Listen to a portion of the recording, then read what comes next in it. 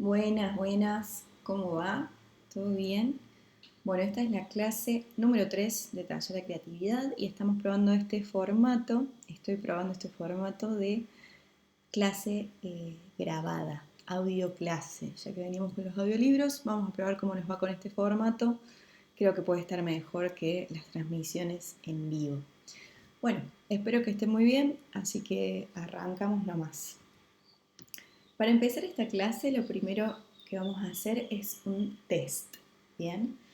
Este test se llama test de Torrance y para poder hacerlo, lo que tenés que hacer es tener una hoja con todos estos círculos, ¿bien? Podés armarla vos mismo y dibujar un círculo al lado de otro de la manera más organizada que puedas. Puedes hacerle un print a este slide de la diapositiva y mandártelo, imprimirlo o mandártelo al celu y editar y trabajar desde el celu o trabajar desde tu compu también, ¿por qué no? Eh, en alguna herramienta tipo Photoshop o Illustrator o Paint, en el peor de los casos vas a andar bien porque es un test muy sencillo. Una vez que estés listo y que tengas tus hojas llenas de círculos, avanzamos. Si no, pone pausa y métele a conseguir la hojita. Las reglas. Vas a tener que transformar los siguientes círculos, es decir, los que vimos recién, en imágenes. Tenés 5 minutos. Los círculos deben quedar completamente integrados en la nueva imagen. Bien, esas son todas las reglas. No podés preguntar nada, no solo porque esta es una audio clase y no hay mucha interacción, sino porque es así, no hay más reglas que estas. Así que las repetimos. Tenés que transformar todos estos círculos que veíamos en imágenes. Tenés 5 minutos y los círculos tienen que quedar completamente integrados en la nueva imagen. Bueno, ahora sí, pone pausa, métele a trabajar y en 5 dale play. Una vez que hayas terminado este ejercicio, vamos a ver un poco las resoluciones. Estaría bueno saber si pudiste hacer, no sé, imágenes en más de 3 círculos, en más de 5, en más de 10, en más de 15, o si pudiste completar todos los círculos en estos 5 minutos. Hay un montón de respuestas interesantes, te muestro algunas. Esta la obtuve de internet eh, y me parece re interesante. Hay dibujos súper originales.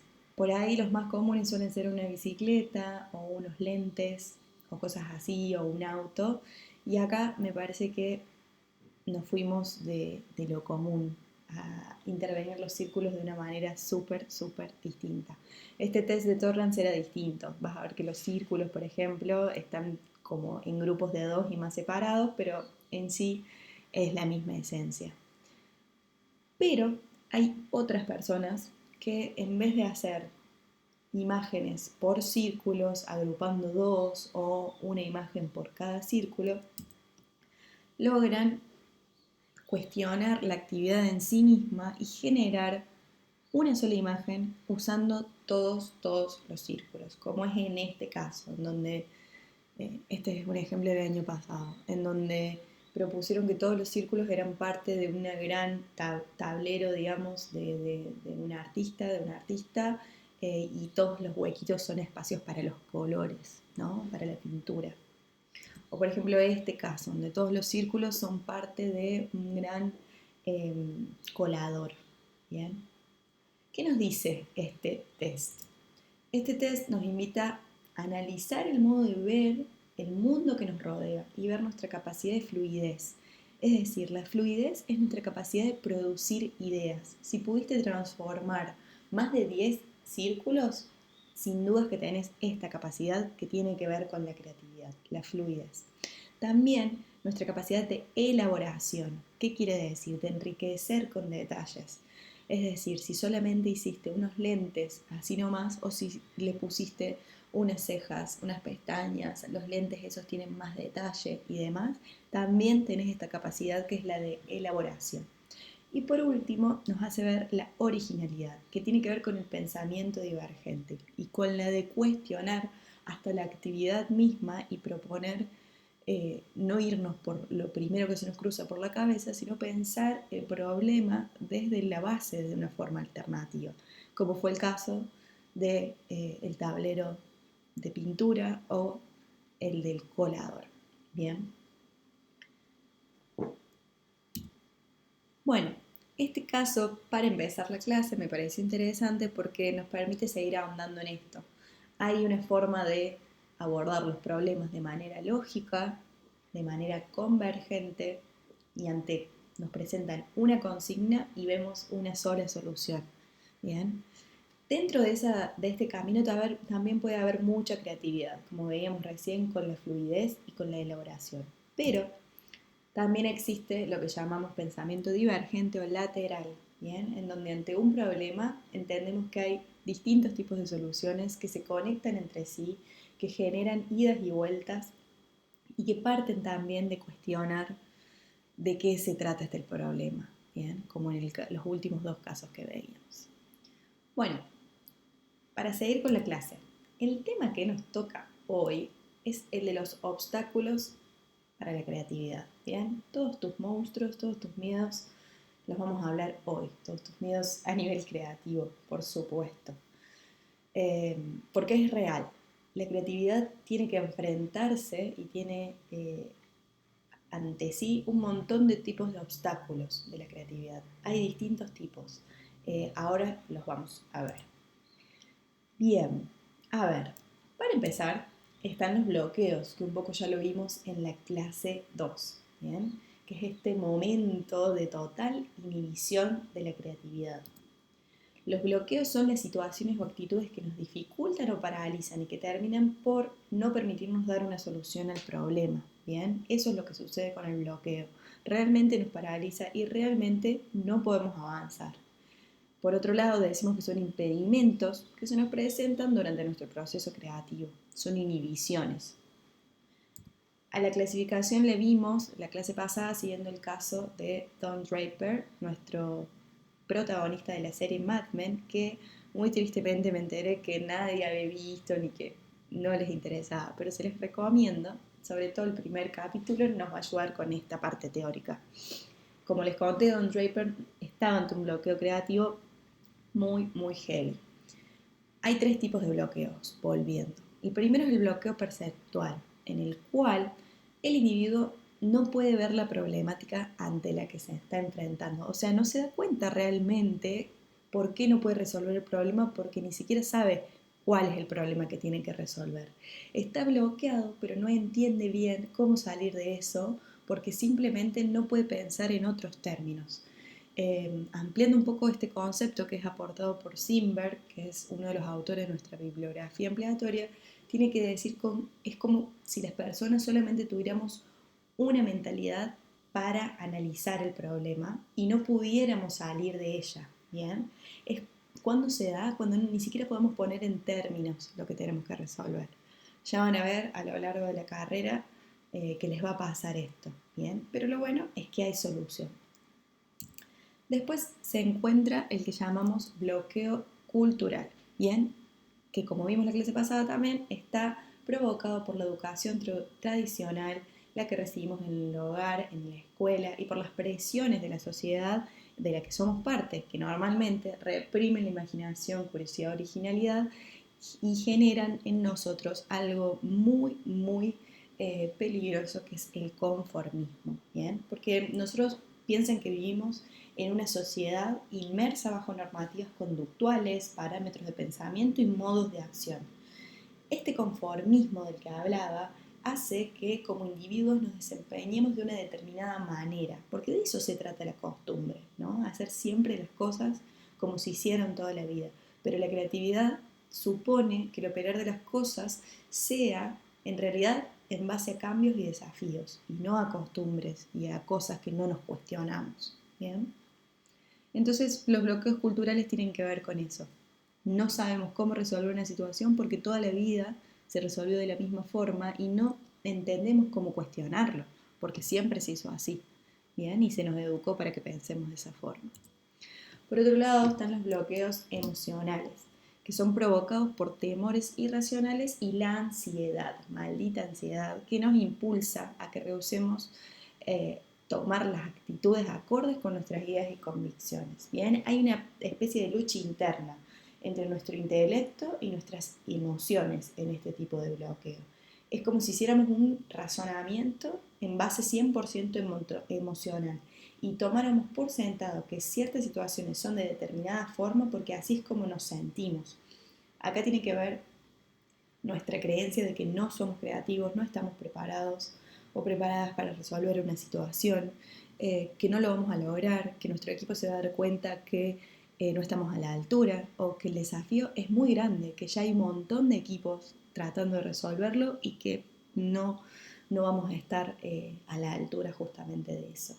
Bien, esos son los 3 tipos de bloqueo. Pero ahora bien, además de bloqueos, existen otros tipos de obstáculos de la creatividad que son las barreras. ¿Cuál vendría a ser la diferencia entre una y otra?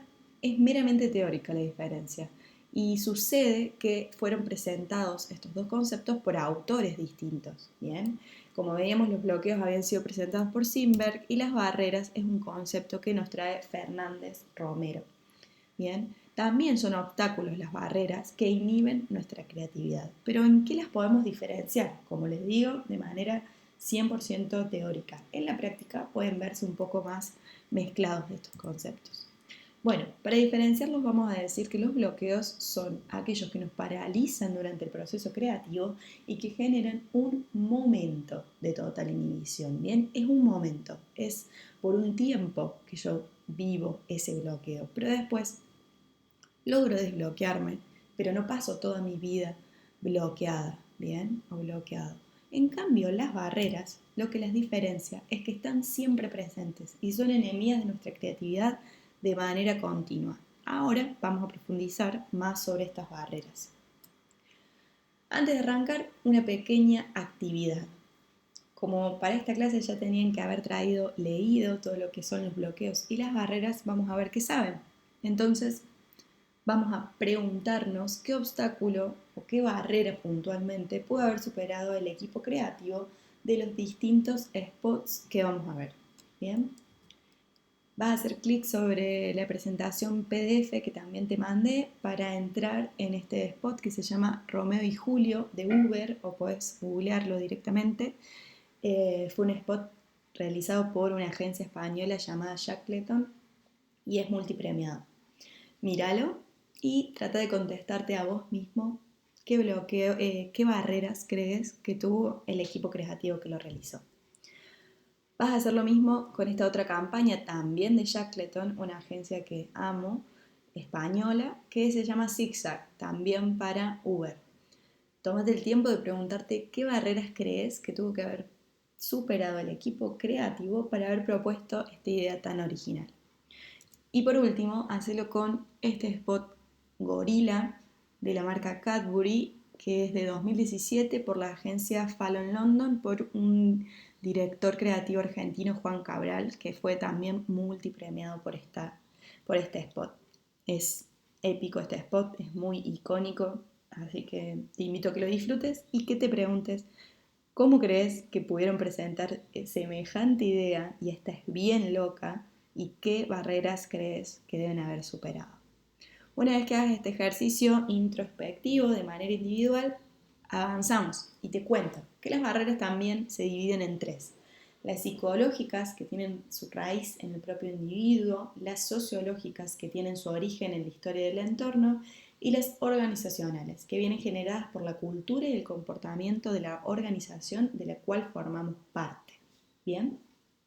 Ahora bien, lo que decimos, lo que nos aporta nuestra autora Isla Cañeque, es que cada persona tiene el poder de ser creativa y también tiene el poder de usar esa creatividad, pero hay ciertos obstáculos que nos impiden tanto el reconocimiento como el uso de nuestro potencial creativo.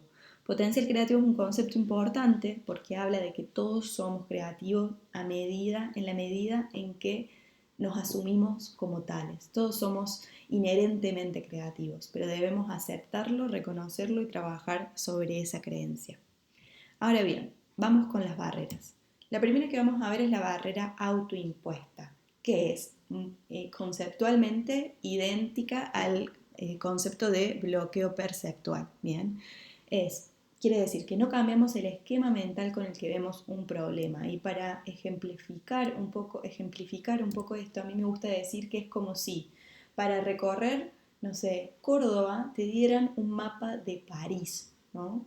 Vos querés, realmente, vos tenés un mapa, estás tratando de solucionar el problema, pero estás usando un mapa que no corresponde a tu problema, es decir, estás usando una mentalidad vieja, una mentalidad de la cual no podés salir y por ende no vas a ver nunca el problema con los términos que merece porque no podés salirte de la forma en la que siempre resolviste los problemas. ¿Bien? Se trata de los parámetros de pensamiento que tenemos y los paradigmas que tenemos.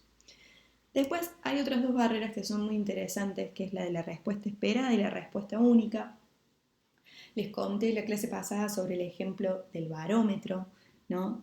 De este profesor que llevó a todo su curso a la punta del Empire State y les pidió que con un barómetro midieran la altura del Empire State.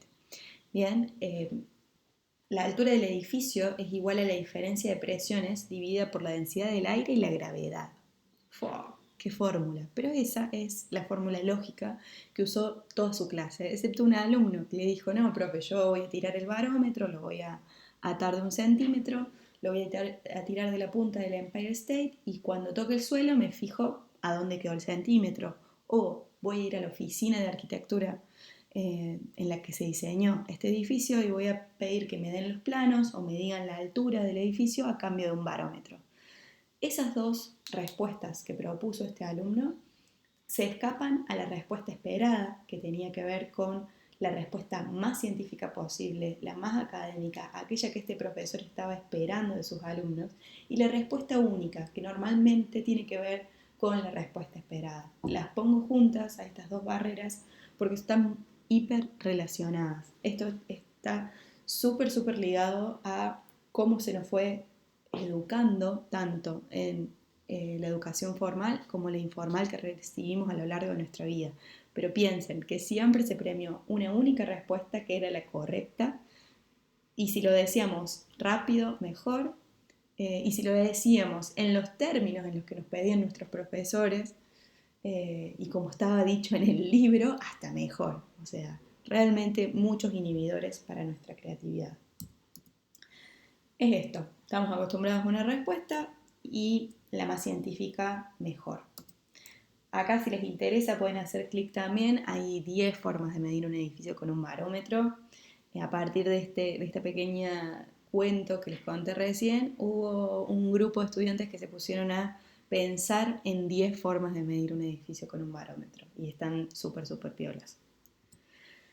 La cuarta barrera, ¿bien? ¿Cuál es? Es la deformación profesional. ¿Qué quiere decir? Esta ya deja de ser una barrera psicológica para ser una barrera sociológica. Y es cuando lo técnico se hipervalora y no se tienen en cuenta otras circunstancias. ¿Bien? Como profesionales nos va a pasar que antes de pensar bien de qué se trata nuestro problema, empezamos a pensar en cómo lo vamos a graficar, qué color vamos a usar, qué tipografía, si tenemos las fotos o no para graficar el problema o una solución.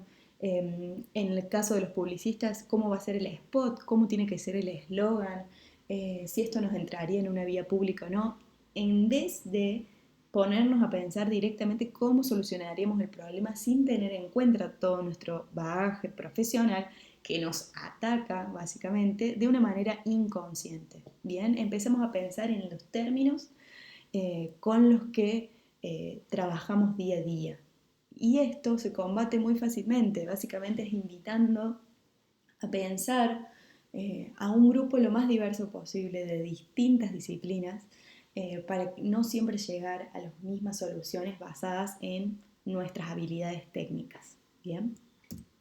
Después hay otra barrera que es la respuesta demasiado rápida. ¿Bien? Hay un montón y seguro las conocen, adivinanzas sobre el tema o pequeños ejercicios sobre el tema, como que te preguntan rápido, ¿quién mató a Caín? Y todos responden, a ver, rápido, ¿Cuántos animales llevó Moisés en su barca?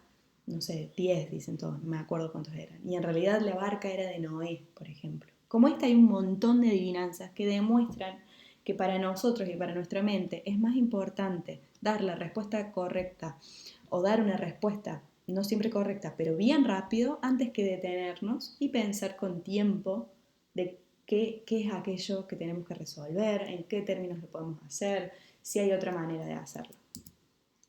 Hay otra barrera que se llama la falta de esfuerzo en discutir lo evidente, ¿bien? Y esto tiene que ver con que no cuestionamos los problemas, y esto es algo que se los vengo repitiendo en las últimas clases, en las últimas 2 clases, y el pensamiento lateral hace foco en esto, en que es importante cuestionarnos todo, hasta incluso las piezas de ajedrez con las que vamos a jugar, ¿bien? No sé si se acuerdan de ese ejemplo que les di en clase, pero es importante no dar por sentado, hasta incluso no dar por sentado nada e incluso hasta cuestionarnos el mismo problema que se nos presenta, ¿bien? Y cuestionar todo aquello con lo que se lo soluciona normalmente. Por último, es normal seguir siempre las normas, ¿bien? Es normal las normas, pero sí, es lógico que querramos seguir siempre las normas. Las normas nos dan seguridad, las normas nos ayudan a ordenarnos. Y acá tengo una historia que me encanta, que me la pasó un amigo, que decía que había un chico que invitó a comer a sus amigos y les invitó a comer pescado. Y le cortó la cabeza y la cola bastante del pescado y lo metió en el horno. Y los amigos le preguntaron, ¿pero por qué lo cocinas sin la cabeza y sin la cola? No sé, porque mi mamá lo hacía así. Fueron, le preguntaron a la madre, y porque mi mamá lo hacía así. Fueron, le preguntaron a la abuela, y la abuela le dijo, y porque yo tengo un horno chiquito, entonces no me entra el pescado si no le corto la cabeza y la cola. ¿Bien? Es un ejemplo pavo, pero realmente nos sirve para darnos cuenta que gran parte de las normas, si no es un 90% de las normas que usamos en nuestra vida, básicamente no son 100% útiles para nuestra vida, ¿bien? O no sabemos por qué las seguimos, que es igualmente grave. Hay otra barrera que es el temor al ridículo, ¿bien? Nos da un poco de ansiedad decir nuestras ideas en voz alta, nuestras opiniones, es algo totalmente común, pero es importante trabajarlo y saber que todos tenemos lo mismo en mayor o menor medida. Eh, Nada, para que no nos pase cuando estemos en una ronda de creatividad, tenemos que trabajar con este miedo al ridículo. ¿Qué es lo peor que puede pasar? ¿Se me cagarán de risa? No, sí, bueno, ya será algo que iremos puliendo con mi equipo creativo para entender que no puede haber un juicio en ese momento, que no se me puede criticar por decir una idea loca, porque es mucho más valioso decir algo, proponer algo, que no proponer nada. Por más que sea algo sea muy raro, muy exótico, muy loco, tranquilamente se puede asociar y se lo puede bajar a la realidad o se lo puede combinar, un montón de cosas, ¿bien? Entonces es mucho más valioso animarnos a decir nuestras ideas que callárnosla por miedo o por temor. Por último, tenemos la incapacidad de la autocrítica, que es algo que ya habíamos visto en la clase pasada también, y que es muy difícil saber criticarnos, ¿bien? Cuando proponemos una idea siempre esperamos feedback positivo, o que nuestra idea sea la ganadora, o que no nos digan, che, sí, me encanta tu idea, me encantó, pero ahora que estamos ya evaluándola me doy cuenta que no cumple con el objetivo. Y nos molesta eso, nos cuesta recibir esas críticas y también, imagínense, si nos cuesta recibir esas críticas, cómo nos cuesta criticarnos a nosotros mismos, ¿bien? Hacer un poquito de mea culpa y decir, che, totalmente, mi idea no va tanto para este lado, o yo voy a seguir este camino porque ya lo propuse y no quiero dar vuelta atrás, cuando en realidad me doy cuenta que era mejor seguir aquel otro. Bueno, para no hacerlo más larga, nuestra energía creativa es un concepto muy interesante relacionado a las barreras, también propuesto por Hilda Cañeque. Ella habla de que todos tenemos un potencial creativo, es decir, una reserva de energía creativa, solo que necesitamos adoptar los hábitos correctos para poder emplearla. Básicamente dice que uno de los mayores obstáculos para la creatividad es la pereza, ¿bien? porque el fluir creativo necesita disciplina y necesita hábitos. Esto quiere decir que estamos totalmente agotados por tanta y excesiva exigencia y que nos distraemos fácilmente, pero que necesitamos hacer todo para que nuestras ideas salgan a la luz. Que las ideas sean desafíos. ¿Por qué les digo esto? En el Ojo de Iberoamérica, que es un festival hermoso y que se lo súper recomiendo, que se hace todos los años en Buenos Aires y que se hizo virtualmente este último tiempo, allí muchos de los expositores y expositoras son directores creativos de grandes agencias y todos coincidieron en que una idea es buena, realmente buena, cuando muchas personas comiencen a opinar que no se puede hacer. Esa idea no la vamos a poder hacer. Es decir, si varios redactores, el de cuentas, el de administración, el de medios, se me acerca y me dice, che, no vamos a poder hacer esto, allí es cuando sé lo buena que es la idea. Ese fue un poco el concepto que me traje de este festival, que fui en 2019, el 2020 no lo vi. Pero estuvo increíble y me ayudó muchísimo a entender por qué es tan importante laburar hasta que lleguemos a ideas que generen varios, che, esto no lo vamos a poder hacer. Para cerrar, es importante saber que,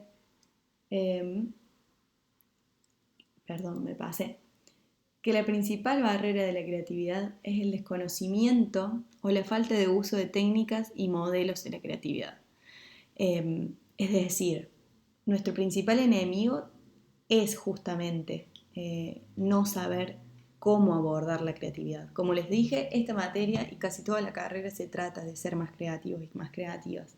Entonces vamos a adoptar un montón de herramientas y aprender técnicas. Como cualquier otro ámbito de nuestra sociedad, la creatividad tiene sus propias técnicas y métodos. La mayoría de las veces existen barreras y obstáculos psicológicos, sociales y organizacionales que estábamos viendo, que nos afectan. Pero la buena noticia es que se pueden ir contrarrestando. Recuerdan que les hablé de Christoph Niemann. Se los mencioné creo en la clase 1, no recuerdo si la clase 2. Christoph es un ilustrador, es un guionista también, es un productor, un director de arte que se hizo muy conocido en los últimos tiempos gracias a esta cuenta que se llama Abstract Sunday, que además de ser una cuenta que genera un montón de ¿cómo se le ocurrió? O wow, qué creativo, o cosas así, es un side project. ¿Qué quiere decir esto? Es un proyecto, digamos, personal de Christoph, quien en su vida profesional se dedica a hacer portadas para The New Yorker o The New York Times y un montón de revistas que conocemos. Este es un proyecto que él hace sin motivos profesionales, simplemente lo hace pensando en que sea divertido, pensando en que sea interesante, en que sea un desafío para él mismo. Bien, hace cosas realmente interesantes. Lo que hace es tomar objetos cotidianos y verlos con otros ojos y tratar de modificarlos en nuevas realidades. Ahora bien, las mentes así de creativas y exitosas tienen todo resuelto en términos de creatividad o pasan también por momentos de bloqueo o de estrés al crear.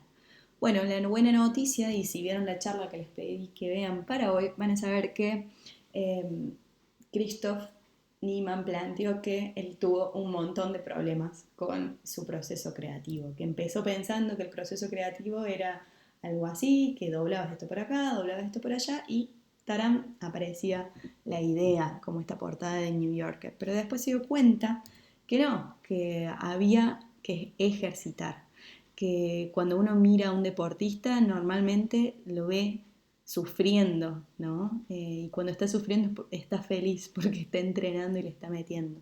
¿Por qué en creatividad no podemos concebir una imagen del estilo? ¿Por qué simplemente tenemos que pensar que para ser creativos, como la imagen de la derecha, íbamos a estar felices? Él dice, sí, si me siento feliz, me empiezo a desconfiar. Siento que lo que estoy haciendo está realmente mal. En cambio, cuando estoy creando y me siento un poco frustrado, como la imagen de la izquierda, realmente está por venir algo bueno, porque la creatividad es frustrante y es un entrenamiento como el de estos deportistas del que hablábamos. Él dividió sus problemas en tres: no soy lo suficientemente bueno, me voy a quedar sin ideas y mi trabajo es irrelevante y pronto voy a estar quebrado. Un concepto que amo de Christoph Niemann es que dice que la creatividad no es algo en lo que somos buenos, sino es algo en lo que nos convertimos buenos o en lo que nos hacemos buenos. Y eso nos toma unas 10.000 horas. ¿Bien? La creatividad, de vuelta, se entrena. Él habla de que crafts son sus ejercicios, sus bocetos. Mientras mayor cantidad de bocetos hace, va a llegar a un muy buen trabajo, ¿no? Y para llegar a un trabajo genial necesita una pizca de suerte, pero que básicamente los muy buenos trabajos requieren muchas, muchas horas y muchos intentos. Ahora bien, de Christoph hay algo que me encanta y es que habla de estos side projects o de los experimentos sin sentido. Y él dice que sus experimentos, digamos, empezaron como una forma de divertirse, como les decía, empezó a dedicarle un 20% de su semana productiva a sus proyectos, sin saber qué le iban a generar. Pero luego, esta es una regla que sacó de Google, de la empresa Google, 80-20 se llama, y es que les dejan a sus empleados un 20% de la semana productiva a hacer proyectos personales, porque descubrieron que después esos proyectos impactaban positivamente en la empresa de un montón de formas. Christoph tomó esta regla y empezó a hacerlo y se dio cuenta que si bien no podía unir sus proyectos personales para un trabajo, sí lo motivaban, lo desafiaban constantemente y digamos que lo hacían ejercitar cada vez más. Así, cuando estaba frente a un verdadero problema profesional, ya estaba muy entrenada su nivel digamos, de gestión de esa ansiedad, de cómo afrontar ese desafío. Entonces realmente dijo, valen mucho la pena estos experimentos sin sentido y realmente las pérdidas de tiempo tienen mala publicidad. Es algo que me gusta decir porque si vos perdés el tiempo creativamente, esa pérdida de tiempo puede ser lo más valioso con lo que cuentes. Entonces, para su trabajo práctico número 2, les traigo 8 ejercicios sin sentido para que pierdas tu tiempo creativamente. Bien, esta es una propuesta para que hagan una bitácora haciendo alguno de los 8 ejercicios que vamos a ver a continuación. Bien, estos son los 8. El primero es el de Abstract Sunday, justamente. Van a tener que redefinir un objeto. Al estilo de cómo hace Christoph Niemann, cada domingo van a tener que seleccionar aleatoriamente un objeto de su hogar que les parezca interesante. Lo van a tener que observar desde varios puntos de vista, concentrarse en su morfología y no en su significado. Y preguntarte, ¿de qué otra forma tiene este objeto? Ahora vas a tener que complementar después tu idea, ahora no, después, con los dibujos y recursos que precises para que este objeto inicial pase a formar parte de un nuevo escenario y cambie su significado. En la clase presencial nos vamos a abocar a este ejercicio y les llevé un montón de objetos a los chicos que con suerte van a poder ver en las historias de Instagram o si llegamos a ver cómo fueron los resultados. Pero anímense a hacerlo con los objetos que tienen en su casa. También hay otro ejercicio que se llama Newspaper Blackout Poem, que los dejo para que lo lean tranquilos, pero es súper interesante y los resultados son hermosos. Hay otro ejercicio que se llama Twitterografía, que si alguna vez tuvieron ganas de escribir o les pinta, es interesantísimo. Después hay otro que es más de pensamiento quizás estratégico, pero que los invito a ver si les sale, que son las noticias, que son oportunidades. Hay otro ejercicio que les traigo que es antes del COVID, después del COVID, durante el COVID y después del COVID, para que se sumen a esta propuesta que generó una ilustradora muy buena y que el año pasado la hicimos y salió espectacular. A ver qué les pasa con esto. Después hay otro también que sigue siendo bien de redacción, que es convertir a personas comunes, supuestamente, en personajes. Ojalá les salga, pero mientras más locos los personajes, mejor. Hay otro bien de diseño que me encanta, que es intervenir las señales de tránsito como hace un artista creo que es de Florencia Clet Abraham. Así que los invito a sumarse a este también. Hay otro que es más fotográfico, que es representar cómo fue su cuarentena en 3 fotos. Eso es todo.